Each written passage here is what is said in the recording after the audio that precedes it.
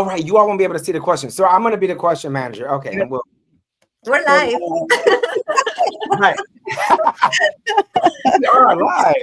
Yeah, we are. Hello, everyone. Welcome. Thank you for being with us this afternoon. As you heard, James is going to be taking the questions. My name is Ana Maria Desmaison Cornejo. I am the co-founder of Ventura Collective alongside Espinosa Valencia, who is here with us. And we are having a conversation with our partner, James Felton Keith, CEO and founder of InclusionScore, of the DISM forum. And we are here to speak about the future of EDI. It is a big topic. We hope to include and to have this conversation with everyone here today that is joining us during this live session. And we will jump right into some of the conversations, some of the topics that we have been discussing behind cameras, right, throughout our work together. So please give a little introduction of each of you. Linda first, and then James for joining us. Thanks. Yep. Hello, everyone. My name is Linda Espinosa Valencia, pronouns she, her. I'm a settler now in Halifax, Chipuktuk, in Canada, and I'm a co-founder of Ventura Collective with Ana Maria, and happy partner of James Felton Keith as well. And James, I'll give you the floor to introduce yourself. Hi, everybody. It's good to be here. We've been reading all your questions. We've been receiving all your questions via email, via DMs, via pigeon notes by night. I am James and Felton and Keith, and I have a lot of first names. You can call me by any of them. And yeah, the three of us, along with a larger body of individuals, make up the professional society that is the ISO 30415 Diverse Inclusion Service Management Forum. I know that that's a mouthful, but we just say DISM. You can go to the links on the screen at DISM Forum to learn more about what we do. But we're here to answer everyone's questions about DEI, both globally and specific to the United States, as I think everyone, not just locally, but globally, are a bit worried about what's happening in the United States. And so we're here to sort of set the record straight as D&I professionals who are practicing this work in the real world in real time. I think I'll just run on here for 2 seconds. I think a lot of people right now who are commenting on DEI, rightfully so. I think everyone can touch this topic, can talk about the topic, but I think few are actually working in DEI, advising clients right now, like these two women are, like I am, and like so many others in our community are. I think a lot of people with opinions are not actually steeped in the work. And one of the, I think, biggest opportunities that this time provides, and we'll get to it as you post your questions, is an opportunity to standardize and professionalize and clearly articulate what DEI is. I was just on a stage here in Manhattan at the Marriott with this insurance forum for Business Insurance Magazine, and I asked the crowd, how do you define DEI? And there were about 200 people in the room. And everyone kind of paused, and you heard them muddling. Obviously, I was on stage. I couldn't hear exactly what people were saying, but people were trying to answer the question at their tables or in their own breath or under their breath. And I just asked everyone to stop. The proper definition for what DEI is it is a consensus called ISO 30415. All your other definitions are relish, and they are good, and we like a little relish on our whatever we choose to put it on, but that is not specific to what DEI is in practice at companies, at institutions, at governments, at universities, you name it. So we're going to set the record straight and also talk about some of the assumed legal woes that we hear coming out of the United States. So thank you, Ana Maria. Thank you, Linda, for I know I'm actually like hosting this thing, but I feel like I am your guest. Thank you for having me. If anyone's unfamiliar, they were like, we have to do this. We have to answer everyone's questions because we're getting a million questions. I was like, let's do it. Maybe we should do this more often. So Thank you, ladies. We're here. Yeah, absolutely. Thank you, James. Again, thank you for everyone being here. I'll pass the mic to Linda to go a little bit further into what we were talking about earlier today as we were preparing to discuss with the community the future of EDI. And James, you started saying how there is already an international consensus on what is EDI at work within the ISO 30415 standard. We are obviously talking and getting together and answering the questions pertaining to what is happening right now under certain policies in specific countries like the US. So we are going to dive a little bit into that with Linda. And also, I wanted to also remind us that this ISO, this standard, is international, right? It took 10 years to make, it took 10 years to actually develop, and it is an international standard that touches upon international human rights at work and is relevant to the UN sustainable goals, is relevant to the International Labor Organization regulations. So we are trying to constantly move forward. And yes, it's relevant to what is, we need to have this conversation today because of what's happening, but this is already been happening in other countries in the South, in other countries in the world. So how is it that we're going to move forward together? Linda. Thank you, Ana Maria. Thank you, James. And I just want to say, we want to acknowledge the fear, right? It's important that we, when situations like this happen, for us to feel fearful, we don't know what's happening. But at the same time, it's very important to know the rule of law is still in place, right? Nothing has changed. They're trying to change things, and that's not here yet.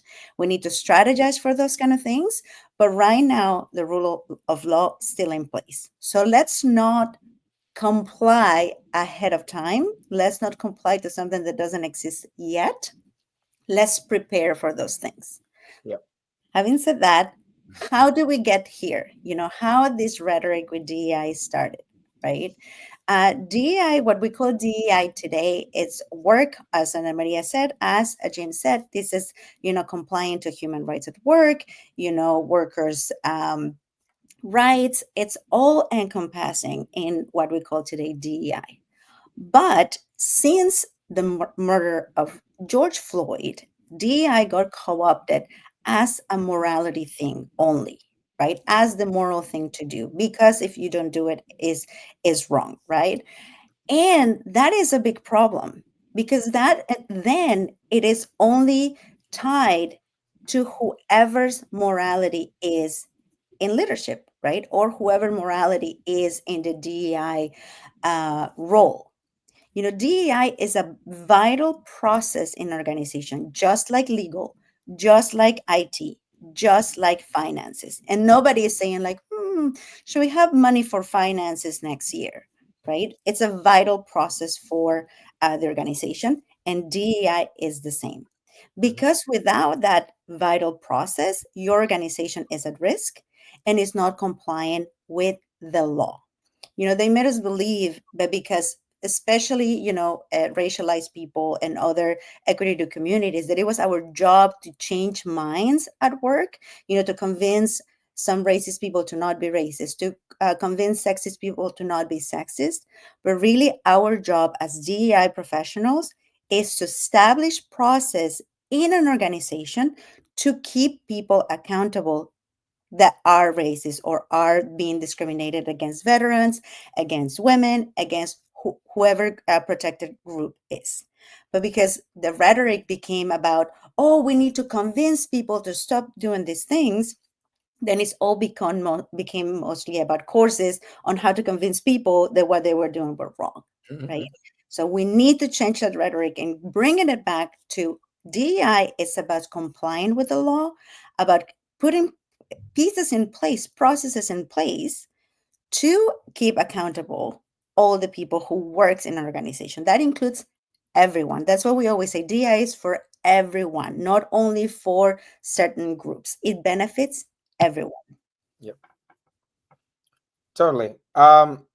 So I see that some of the questions are starting to come in. We're gonna try to answer both questions that are here and also questions that have come to us previously.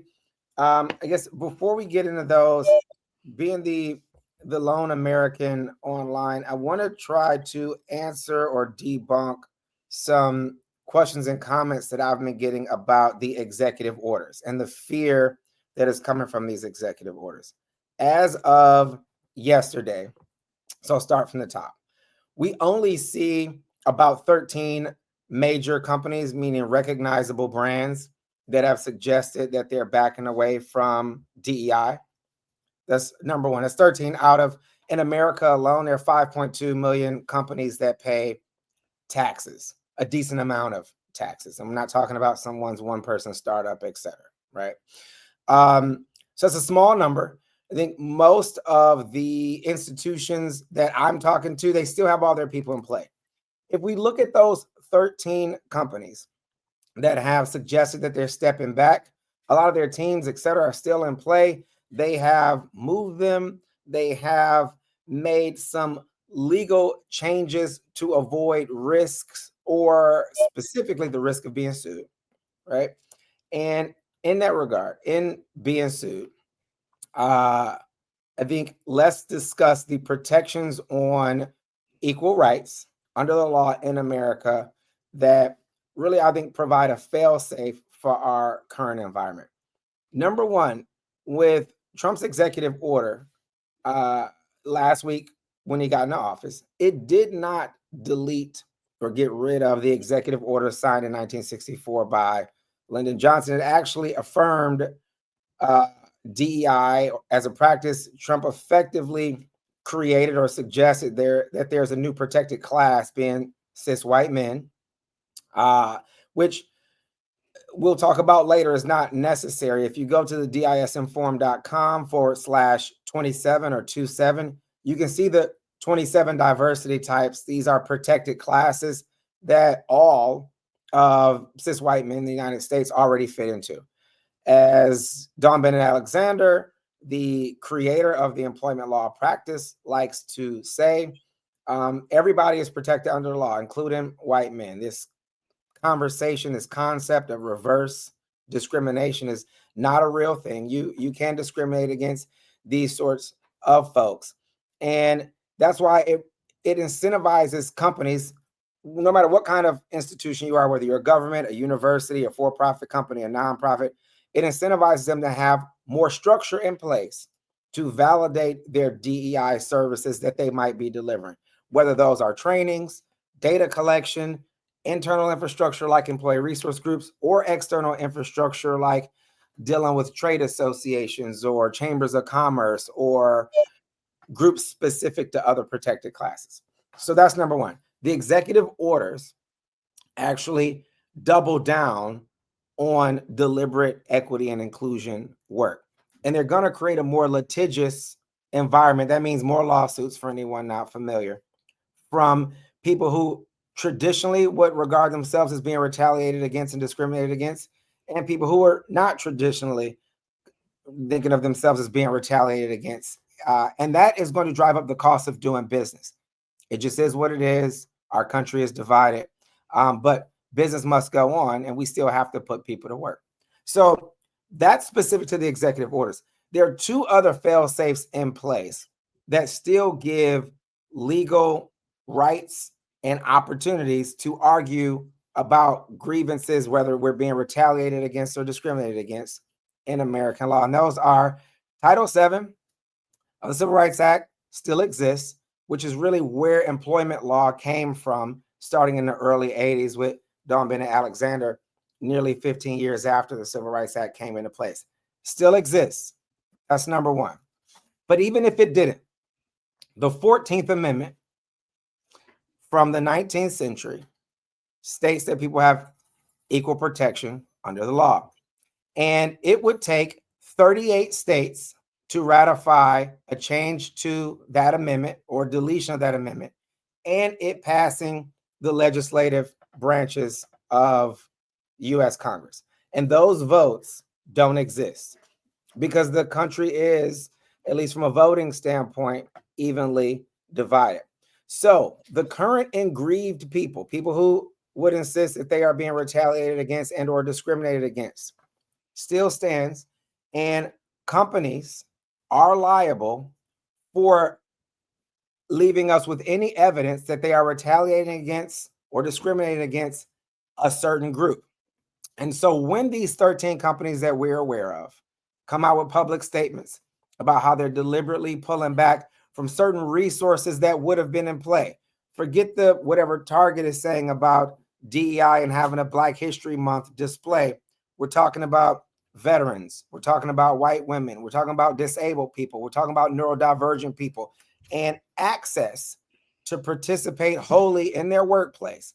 As it may or may not have been stated that it is being moved away, is an easy argument for any prosecutor to suggest that companies are discriminated against them. And so just as there are conservative legal funds that are sending notices to corporate boards asking them to delete their DEI mandates, there are other orgs afoot, ours included, and we're working directly with Dr. Dawn Bennett Alexander on this, to send similar notices to boards to let them know when they establish priorities to identify talent and ingest them, right? When they move away from that, it is a notable way. It is easy evidence for a prosecutor to argue that those companies are discriminated against other types of people. And that is allowed and legal in this country per the 14th Amendment and the Civil Rights Act of 1964. So these executive orders, while they can control the president's ability to deploy talent inside of the institutions that he controls, which are the majority of the institutions in the federal government, it does not allow private institutions, for-profit institutions, to back away. And there are also a bunch of states, New York included, that have enshrined DEI into their state constitution that will be in a counteractive way to what the federal government is doing, enforcing companies and government institutions to keep deliberate equity and inclusion as a part of their regular business practice. So it's not going away. And now I think we can get into people's questions. Hey, Michael, I see him in the comments. Can you all see the comments really quick? You all can see? Yes, Okay. we can see the comments. I can't put them on display. That has to be you because you have control. I can put a bunch of We ones. do have some questions here. Ana Maria, do you have anything you would like to go to before we go into the questions? No, let's go into the questions. That would be great. Well, I see this first one from Ruby about EO 11246, right? And again, I think I just answered a little bit of that, Ruby. Again, for anyone who can't see the question or anyone who's listening to this recording later, Ruby asks, how does Executive Order 11246 being rescinded impact the compliance side of DEI work? Again, when we think about these states, especially New York State, which I'm in, which regulates the banking sector, and the Department of Financial Services and our Attorney General have stated that they are going to be enforcing New York State Constitution on all of its regulated institutions, which is, if anyone is not familiar, every bank in the world. About 70% of the well-capitalized world comes through the New York State Department of Financial Services and their superintendent and the corresponding insurance commissioner under her. And they're going to be auditing firms for how they uphold their deliberate equity and inclusion work, and how they both identify talent, how they acknowledge that talent, how they engage supplier diversity. They're going to be doing it throughout state departments and elsewhere. And again, Trump's EO, if everyone goes back to the executive order, I'll just say one more time, it actually affirms deliberate inclusion. He's just talking about a new, at least in his terms, what we will call protected class. And so it is still an open season for legal risk and the financial risks tied to that legal risk with regards to Title VII and the Civil Rights Act of 1964. These executive orders that he's been putting out are more of a scare tactic. I think the world is at a standstill right now with regards to how we engage people. But as you all's lawyers do a deep dive into this, I think they'll find and you all will realize it's still business as usual. Every company has to get out there and compete in the world and identify talent and opportunities. And James, I think it's important to note here for the companies who have publicly said that they're going to pull back on DEI. Once you really get into the details of what they're pulling, away from, it's usually certain practices that actually they're not, they're very performative. In one of them is diversity quotas, right? Yes. Like one of the things that we as this DISM forum has been advocating about is moving away from quotas, because the quotas are illegal. They could be illegal if they are enforced, not including different groups, right? So when you are setting quotas, then what is the attrition rate that you have if you haven't changed any process in your organization, right? If you don't have a standard such as the ISO 30415 to really create a process, a strategy that is going to not only bring people from different communities, but it's going to keep them at work, give them, all the things that they need to thrive in an organization. So usually there's a lot of turnaround. So that's one of the practices they're moving away. Another practice is, I think, be part of a diversity, what's called like,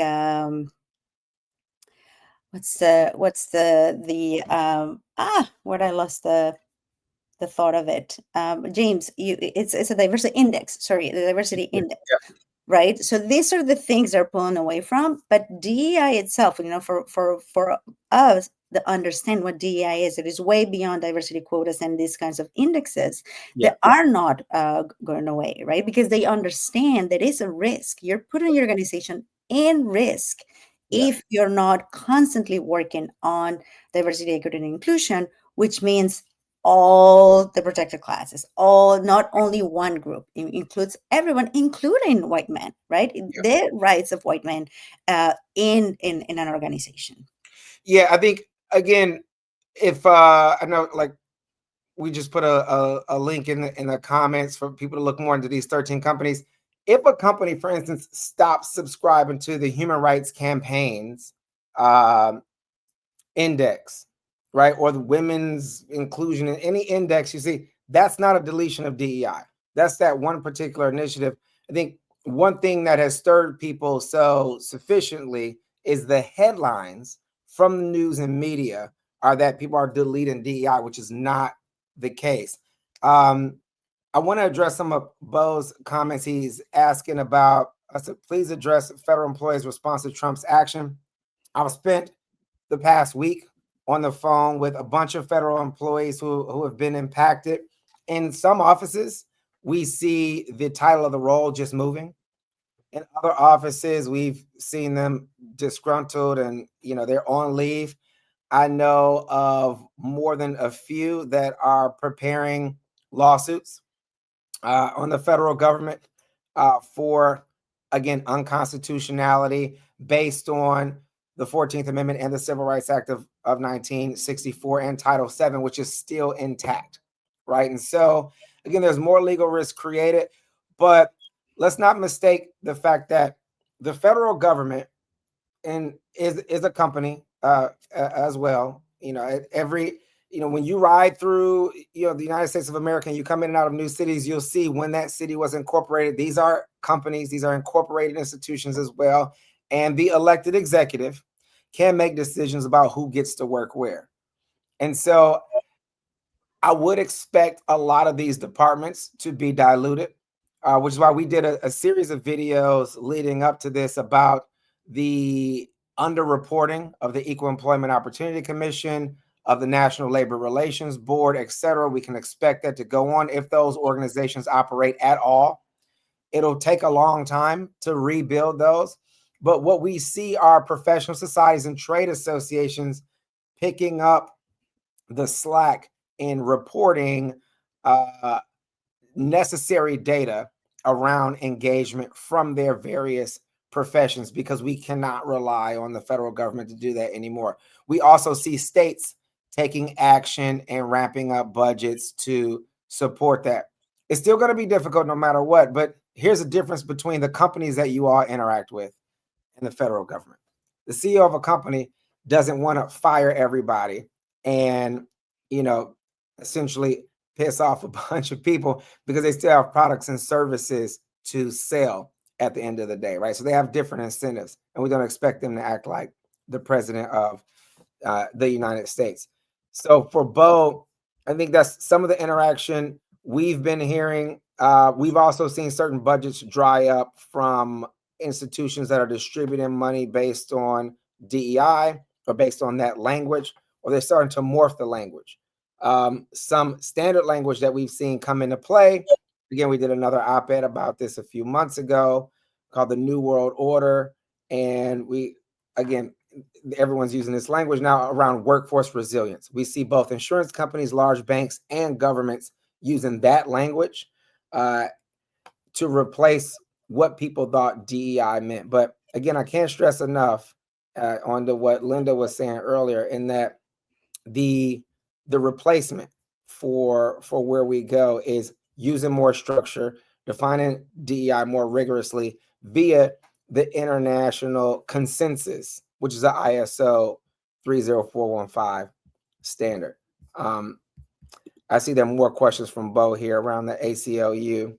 Yeah, before you go ahead and answer more questions, I have added in the private group chat that maybe Linda can place on the LinkedIn chat of the event 2 posts that speak to what we were discussing earlier. One is by Lily Seng within LinkedIn that, they remind us that the data in 2025 is 65% of companies are maintaining their DEI budgets and activities, and 22% are increasing the spending. Yeah. So I have added Lily Zhang's post. Then there was another important post by Ashanti Maya Martin, where Ashanti was quoting a Reuters. How do you pronounce that? Reuters. Yeah. But the title, "Despite Trump order, abandoning DI could land companies in legal trouble," especially because of what we were discussing.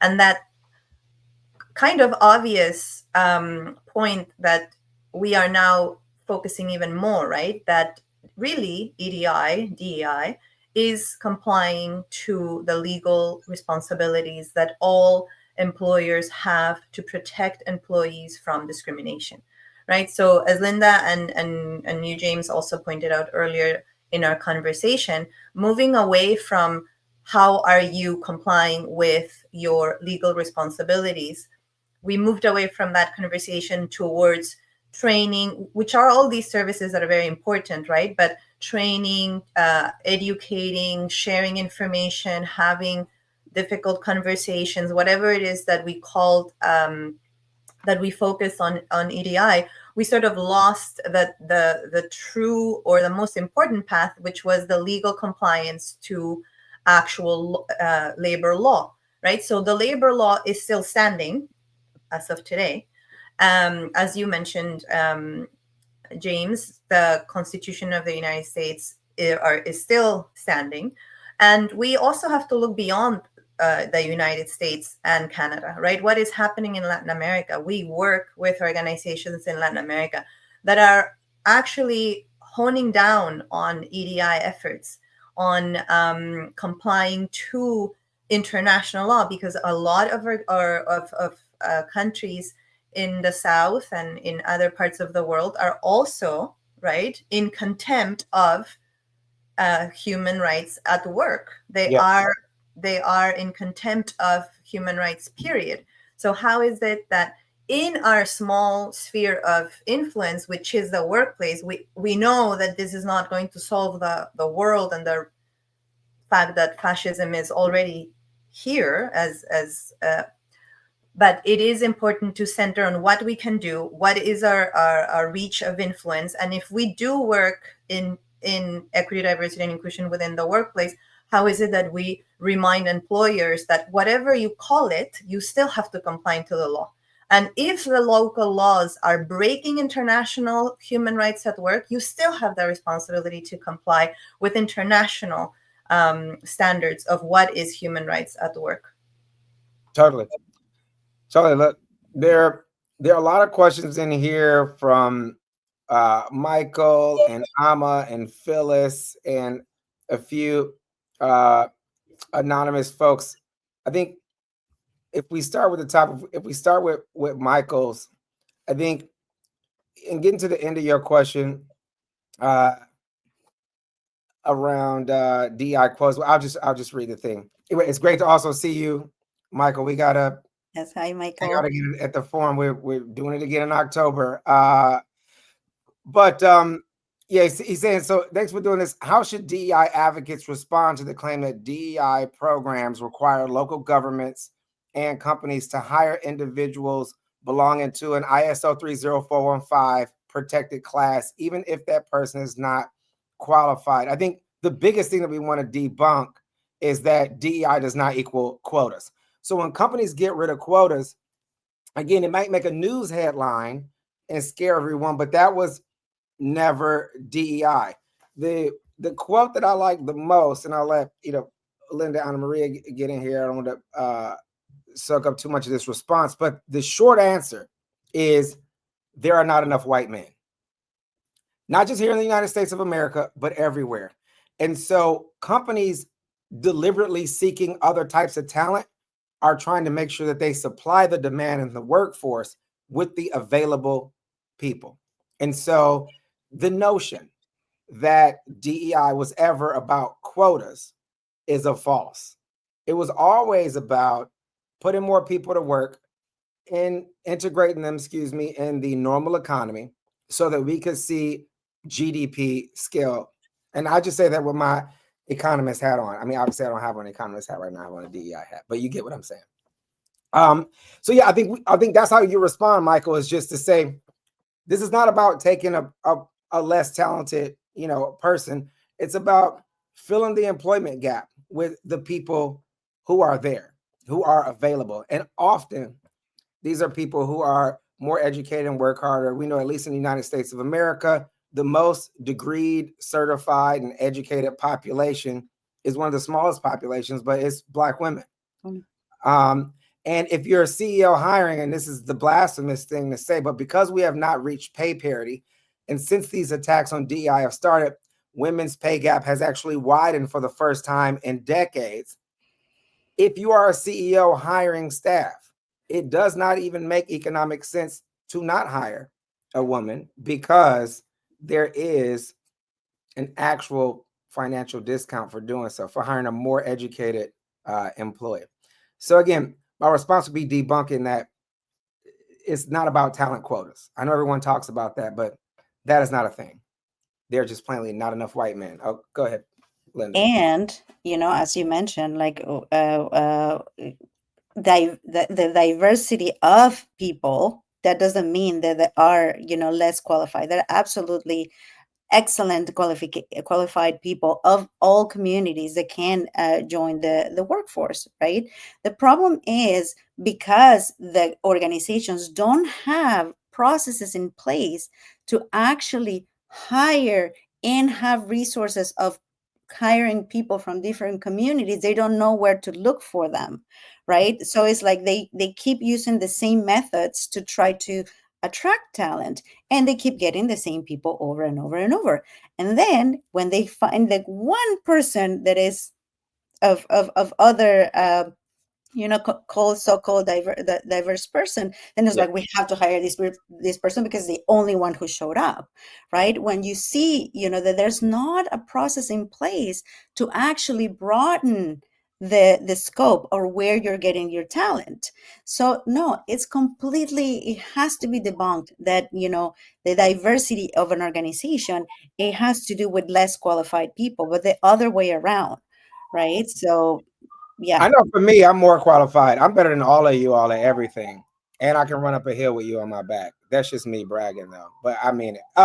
So I want to get to, I can't see this user. I just see LinkedIn user, but I'll read the question for everyone. It says, are there still legal grounds to pursue improving diversity when an organization is well below market availability for that type of talent? So I'm going to assume this is about that type of talent being one of the 27 diversity types per the ISO 30415 standard. I would say this is where we go back to the ISO 30415 standard. So I'm going to say yes, and I'm going to explain how. And then Anna Maria, Linda, feel free to jump in here. But per the standard and the framework implementing the standard, one way that it protects companies legally, if you are being sued for reverse discrimination, which again, per Dr. Don Bennett Alexander is not a thing, you establish your market first. So by building out an affinity group, an advisory board, an employee resource group, whatever you want to call them, they all mean the same thing. The standard asks for something called feedback mechanisms. And when you have a feedback mechanism that can establish a community that you may need to fill a void in to access a particular market because you do business there, you name it, all you have to do is establish why you're doing that before you go after that talent, instead of issuing an ad hoc initiative that say like we're going after these people, and then you end up in a sort of hot water that Starbucks was. If anyone's not familiar, a white man, cis man, sued Starbucks saying that they were discriminating against him and others like him for hiring Asian women.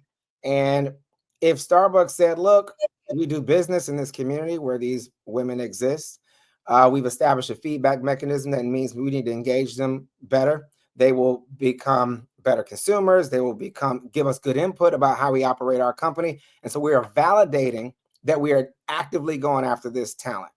That is the difference between maybe getting a court case thrown out of court for $25K with your lawyer and paying a $25 million settlement, which is what Starbucks paid on that reverse discrimination charge. So to this, again, I just see blanket link. Robert, his name is Robert. Well, their name is Robert Jarvis Jr., MBA. Thank you for the question, Robert.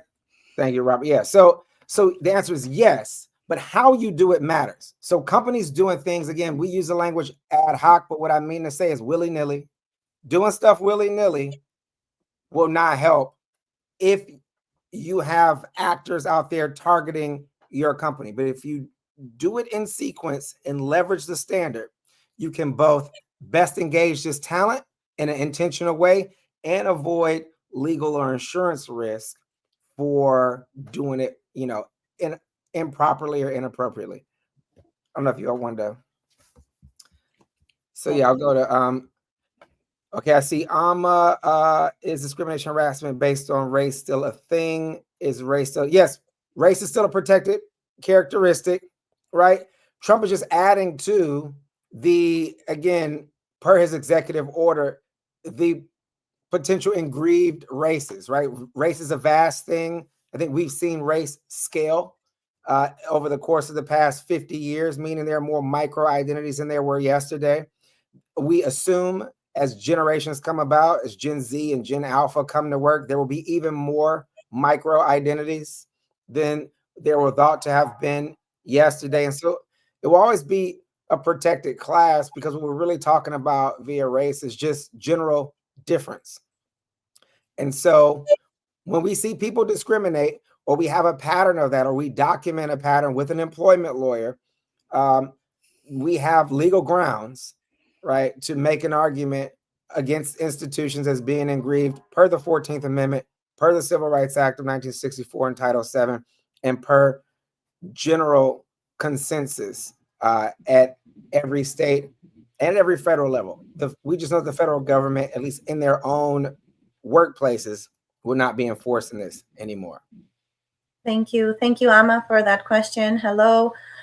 We highly recommend you all to follow Mahir Nisar. He's an employment discrimination lawyer. We really had the pleasure of learning a lot from him during the DISM forum in Atlanta, who Amma did a great interview panel with. Yeah. So under what we've learned from Mahir was take detailed notes of the employment, the employer team surrounding you, board of directors, who is in leadership, name, all sorts of characteristics, start taking notes, keeping emails, keeping track, learn how to start um, um, writing down the concerns and expressing when you are facing discrimination. This is for people we have to start riling up these data. We have to start collecting these data points, because we were also discussing about the importance of closing the gap, the bridge between people that face discrimination at work and actually taking legal action against the employer, right? There's still a big gap. So we were discussing with James, with Linda, we continue to discuss with other professionals, how is it that we're helping, supporting, and in community closing that gap by talking to more labor law attorneys in any country that you are on. How are you collecting the data from the employment area, place? How is that you're building your case? Because we do need to close that gap. We do need to come a lot more aggressive against discrimination within the legal action, right? So that is something also that came to our conversation. Yeah. There's lots of questions. Are there any? So Phyllis Reed Jarvis is asking, are there any evidence that DEI as a title will be renamed? Again, DEI is kind of something that came about from us mending all the work that everyone was doing in a scattered way. It's not a formal framework like ISO 30415, which is why I always like to, when I ask people, how would you define DEI? I just stop them in their tracks and say it is a number that consists of about 171 elements and questions and directions. It's not just the D, the E, the I. So two things about that though. I personally, early on I thought something might change, but I don't really see this happening because the president is making this such a contentious term. I see everyone, and again, 50% of the country is essentially doubling down, and companies are trying to figure out what to do in the middle. The other thing is, in Europe, in Southern Africa, in Latin America, in Asia, in Canada and Mexico, here in the North America, DEI or EDI, as a lot of folks outside of our walls call it, is more structurally regulated and integrated into their work. Because all these people do live in close proximity, to each other. If you think about how small, at least from a geographic standpoint, Europe is, and all of their diversity on their doorstep to the left or right, north or south. And so while everyone is watching what I think America is doing, the rest of the world is finding this, I would say, and I've gotten these calls, as an opportunity to increase inclusion in their workforce, compete for gross domestic product. And if America does, which I don't think it will, fall apart from a worker productivity standpoint, the rest of the world is prepared to compete. So I don't think DEI is going away, because now it's become this combative term, and now it's become a brand in the United States. Look, I'll just say this honestly, as a Black man, it's being used as just the word Black. So I don't think it's going away. And I usually replace the word diversity with deliberate. I think the effort to scale the economy will always be about deliberate equity and inclusion. We are solving for belonging, as our friend Christopher Bylons at Krispy Kreme likes to say. So I would just add that, some organizations might decide to change it, to keep funding, to, like appease whatever their board, if they're related to some kind of federal thing in the US. Or we saw in a couple of, we saw in Alberta, in Canada, actually, in the province of Alberta in Canada, which a university changed the name in order to keep the work going. Yes. That is going to happen in some organizations, in some corporations, in some institutions, in order to keep the work going. Right. So that is the main thing. Like what is called, call it whatever you like. The important is to keep that work going in a systemic and impactful way versus just keep doing the one thing that everybody's doing, like the one course that everybody has to take and anti-racism, and that's all, we're staying in that lane, right? We need to move away from that to have systemic change and systemic processes in an organization through a standard such as the ISO 30415, right? Yes, thank you. Thank you, Linda. Thank you, James. Something to your point, James, is, for example, in Mexico, we have about 4 laws and norms that support and regulate anti-harassment and protect employees from discrimination. That is already in the law of Mexico. We have Chile, Uruguay, Paraguay, developing also legislation to protect employees from discrimination. And we have in Canada the Commission of Human Rights of Canada that, yes, it is actually facing a lawsuit against that the institution itself for not abiding and not protecting human rights at work. So that's another conversation to have. Yet in 2016, they developed a very clear guide for employers that is called the Anti-Harassment Policy Development document. They haven't yet updated it to one more recent, but all this to say, it doesn't call it EDI, but that's exactly what it is. It's anti-harassment policy. So that goes, harassment, as we know, includes racism, discrimination against gender, religion, everything, right? Accessibility, discrimination against people with disability. So this is, again, are employers complying to the law, or are employers in contempt of the law? That's really the question that we should be asking. And I also added in the chat of our conversation on LinkedIn, FNS Henderson's post, right? Where, again, it's another example of how groups are already uniting to take and challenge legislations or executive orders, that the president, in this particular case of the United States, it's trying to pass.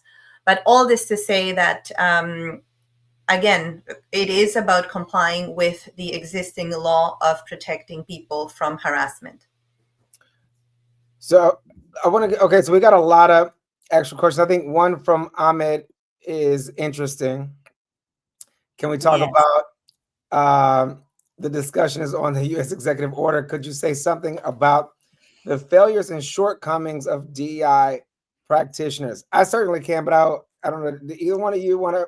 I'm not sure how this question is also framed. I'm going to take it as constructive.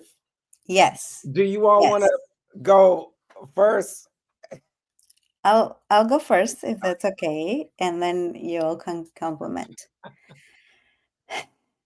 This was by design, like a lot of what happened in DEI through the past 5 years was done by people who go thrown into DEI positions because they look the part, or because they were passionate about the subject, right? Like, these committees were created, these positions were created out of nothing, without resources, without any kind of education, training given to DEI practitioners or professionals, right? Like, even recently, we're calling this a profession, because before, everybody was doing it because, they like it, they were passionate about it, it affected them personally, so they wanted to see this work advance.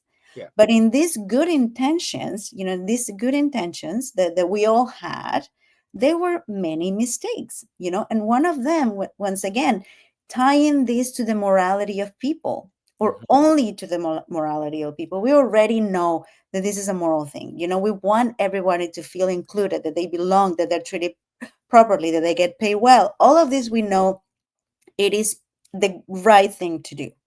But DEI work, it has to become systemic. It has to be a vital process in an organization. But because DEI practitioners didn't have the tools to do that, they didn't have a roadmap to do that, a lot of mistakes were done, not on purpose. As I said, we were given the task to solve racism or discrimination in an organization.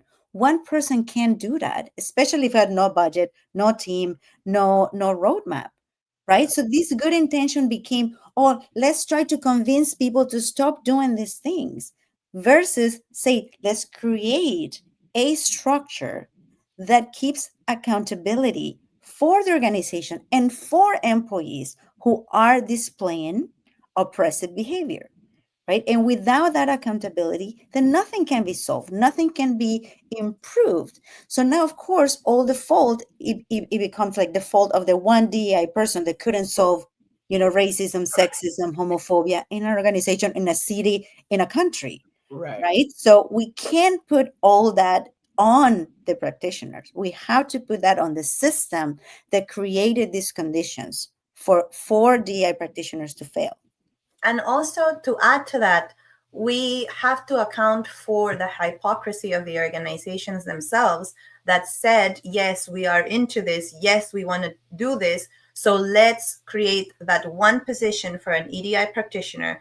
Let's hire people that belong to equity due communities. Let's give them, as Linda said, and we all know, no budget, no connection to leadership, no capability to actually create, a link of a chain of communication and demand from the employees to leadership.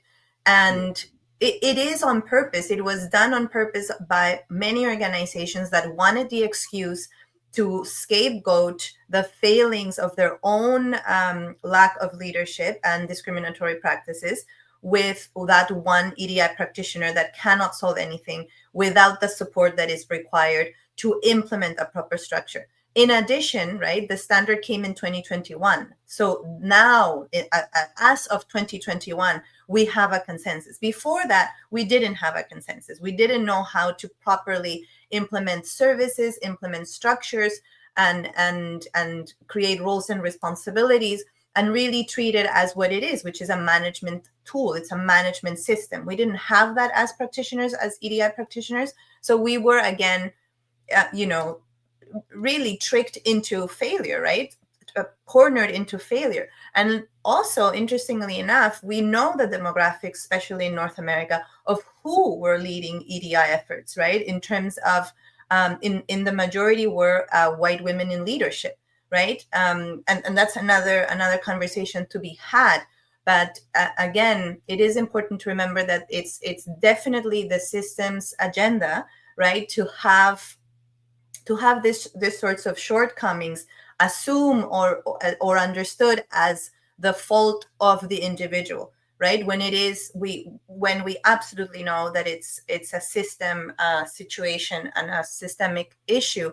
And the ISO 30415 really creates the structure in order to democratize risk, democratize responsibility, put everyone in different roles, and create the proper process and even paper trail, right, in what are the structures of these services that we have been calling EDI. They're just services towards the larger goal, which is how to comply with this international consensus now in order, right, to actually comply with the law, which is protection of rights and protection of rights at work. Yeah.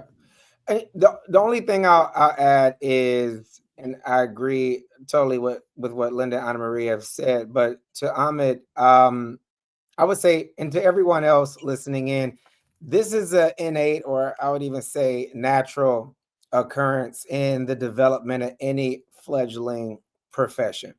For a time, for maybe 40 years, we all try to address one or two issues that we might see in the market, preventing people from getting access, right? Just from a business standpoint, I think about the supplier diversity people in the auto industry in the 1980s, down to the HR talent trying to deliver DEI now because they have, empathy.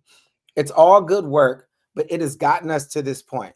Per what they mentioned, again, about 10, 11 years ago, a coalition got together at the Society for Human Resources Management just to ask what a chief diversity officer role might entail. That evolved over a decade to move into the International Organization for Standards to develop a consensus so that we can start to craft and change what is included and what is not. And so, again, where we are was always going to happen this way. The fact that we've got a significant opposition and misunderstanding if DEI is about quotas or not is, in my opinion, a market maker.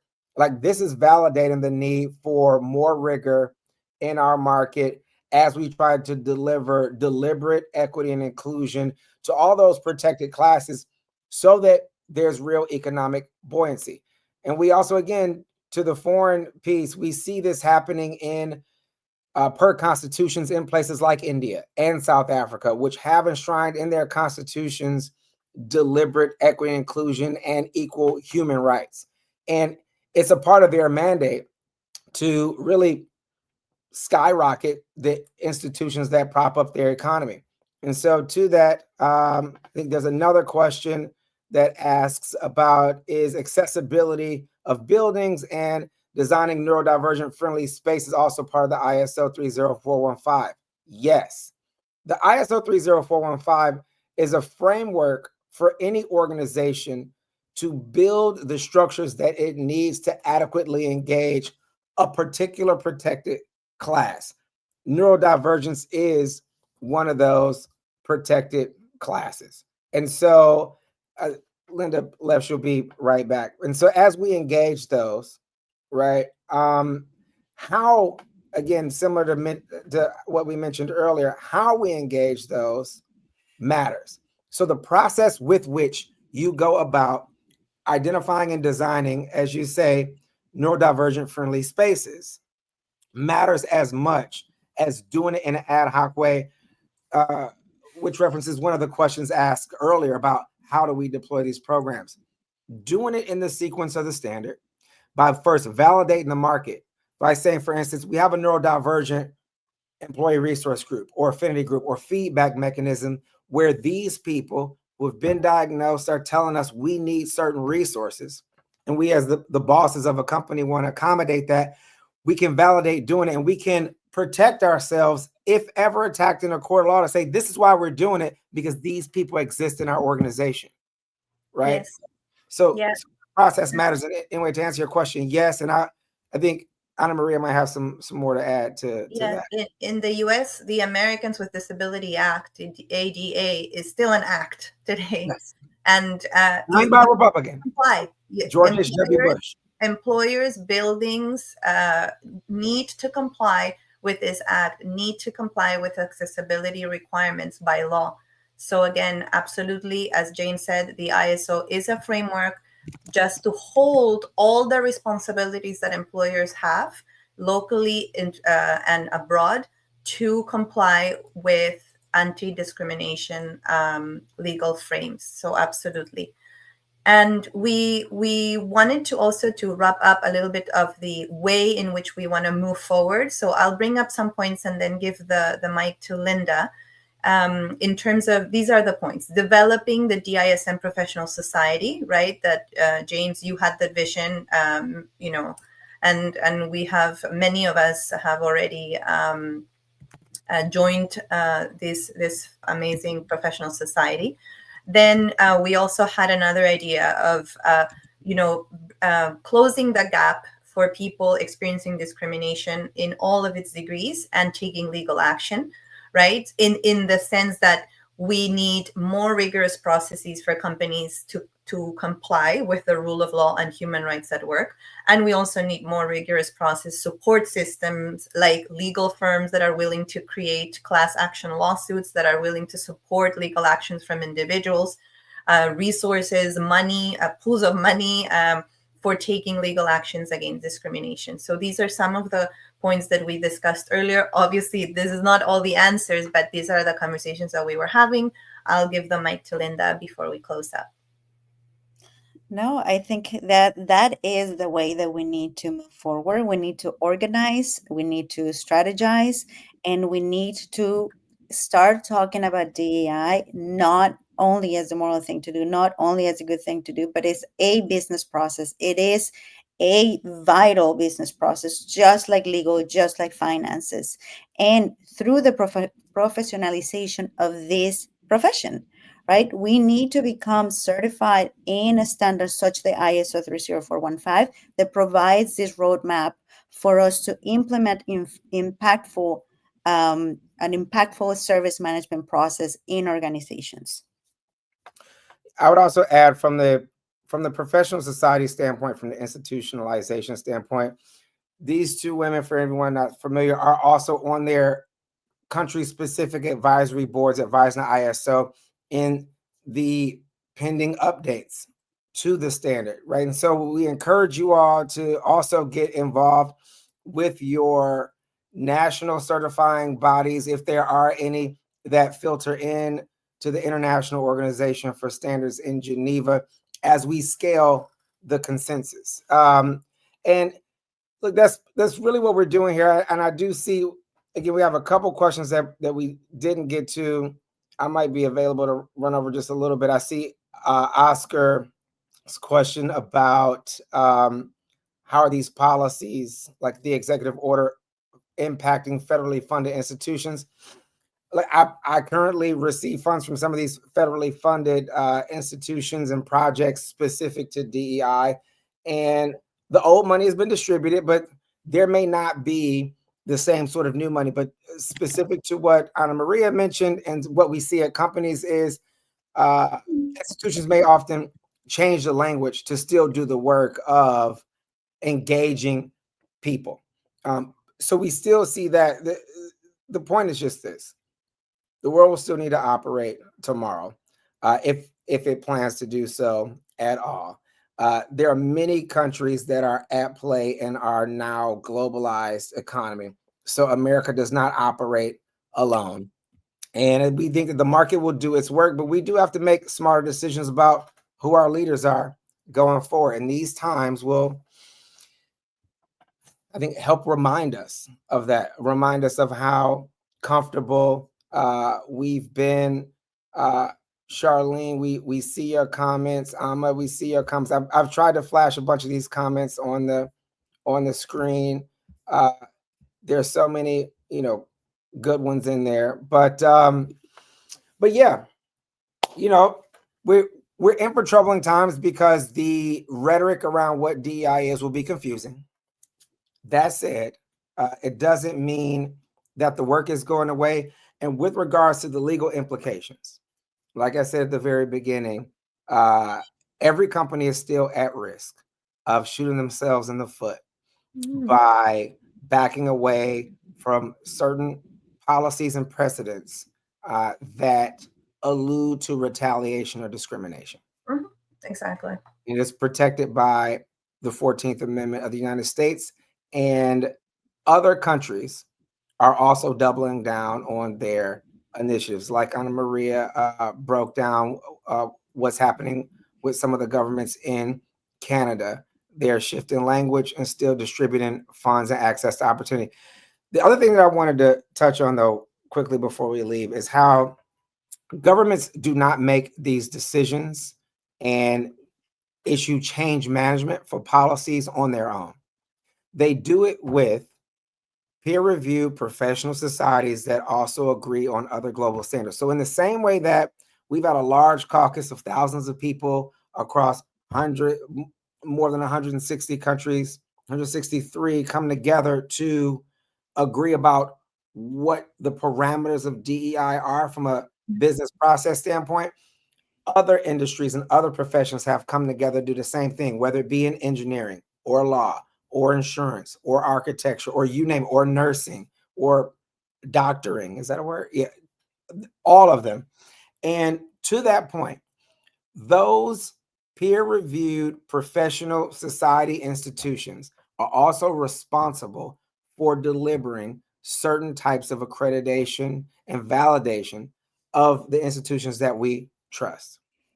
And it's really important to note that because when people just think that the federal government or one executive order can shut off current work that's being done, I'd like you to reference organizations like ABET, who we are working directly with. I think I got a Monday meeting with them. If you're not familiar, go to abet.org. They are the accrediting body for all engineering colleges across the United States and the globe. One thing that we do well here in the United States is distribute peer reviews of human rights. And so a lot of international bodies also use ABET for their accreditation.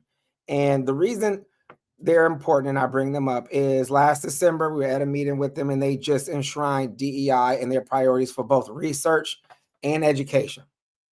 And there are priorities in order for any engineering institution to receive their accreditation. So when we look at the executive orders that are targeting universities specifically, if an engineering school at a university that you know backs away from their deliberate equity and inclusion principles so that they're producing excellence in engineering and considering the whole market, and to one of the questions from earlier, designing inclusive spaces and products and services, if they back away from that, they will lose their accreditation in the coming year.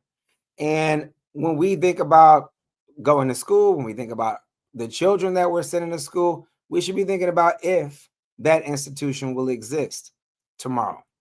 And so it is really important that we think about this from an institution, an organization, or community building standpoint, because the thing that makes these societies that we live in thrive are our general trust in the communities that are institutionalized and how they exist. And we expect and trust that they will be here tomorrow and that they validated some of the work that we're doing, which is why this work that we do as DEI professionals, which is different than DEI practitioners and advocates and all these people who in a willy-nilly way suggest that they are doing DEI work. Sorry, I thought my microphone went off.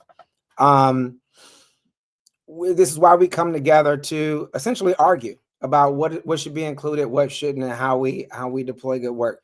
So do think about that before you get scared about any new executive order. Do think about the separate independent regulatory bodies that consider either that industry or that profession or that region, and see what their response is first before you go, oh my God, the world is over. It is not over, but it can be if we stop showing up to do this work and making the economic argument that companies and governments need to include all of us to see society thrive. You got to do that. You got to show up. You cannot get exhausted and turn LinkedIn or the TV or the news or whatever it is off and not participate. You have to keep advocating for more inclusion in general.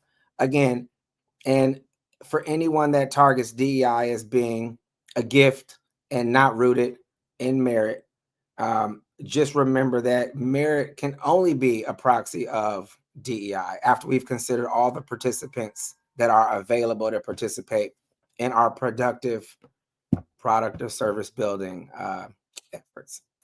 So it's been amazing, and I'm sorry that we have to get going, but we didn't even touch on the market, right? Like the market actually asking organizations to do this work, right? The new generation is not, please do this. They're like, are you doing this work? Okay, I'm going to buy your product or service. Are you not doing this work? Okay, I'm going to find a substitute for you. And they're not scared to take on big corporations. So where are you going to spend the money? Are you going to spend your money fighting litigation, trying to convince your market to still buy your products?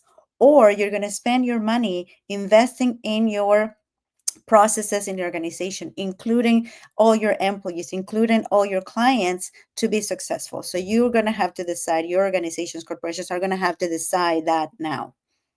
Yeah. Anna-Maria, anything? No, thank you so much. Thank you, James. Thank you, Linda. Thank you for everyone's comments, participations, questions. We're just getting started. So let's continue to work. And this is being recorded. I did see that was a question. We're going to send it out. It's going to be on all of our various, websites and podcast properties, etc. It'll also always be, right here on LinkedIn. But yeah, if you want to learn more, again, about the professional society or about the standard, you can go to dismforum.com, or you can go to ISO 30415, dism.com. That's a lot. So just dismforum.com, or any of the things in the links, or just, add us, DM us. I want to apologize earlier to everyone. I am at capacity for LinkedIn, so it is difficult to accept all of your invites, but I do see them. I need to go in and delete some folks and add people, but it's just time consuming. So apologies. You can still email me or anything like that. So they can add us. We still have capacity. So add us. Linda, Ana Maria, Google them. So yes, do that. But again, look, the work continues. And to what Linda just said, it is about the market of tomorrow and making sure that we meet these kids where they're at and put them to work. The last thing I'll say, and I'm getting more ideas as we're on, so we need to cut at least me off because I'll run on. I just want to say one more thing about, as an insurance guy, about how we look at the increasing need for deliberate equity and inclusion. We look at professional liability claims. So I look at the $25 billion directors and officers market. Those are claims from people suing their directors and officers at the company. I look at the $7 billion employment practice liability market. Those are people suing on grievances as an employee. There's the professional liability, the management liability. There's the errors and omissions liability market. For instance, if the broker who sold the insurance policy that paid out that $25 million to Starbucks for that man who claimed reverse discrimination, if that broker was aware of this potential risk and did not advise their client, being Starbucks, on that liability could come back on that broker's company. It might be a tiny brokerage. That's the errors and omission risk. When you are aware of things, this goes for anyone who is now newly aware of the ISO 30415 standard. When you are aware and don't acknowledge it as a professional, that is a liability. And I specifically am actively hunting for that liability. I do mean to threaten all of you. Linda and Ana Maria are great people. I'm questionable. So the work continues. Still send us more questions. We're always here. I think we're going to be doing more of this in general. If you're worried about what to do next with DEI, use the standard. Just use the standard. Stop making up stuff. If you don't know the standard, use the standard. Do not call yourself a DEI expert if you do not know the standard. Just say, I specialize in leadership coaching or supplier diversity or whatever. That's not the same. It's not the same as understanding whatever DEI means. You probably don't know what it means. You're probably not a pro. You're probably someone with a really interesting LinkedIn profile and a zesty hairdo. That's just coming from me. So that's all we got, folks. I think perfect timing to cut and get in touch with us.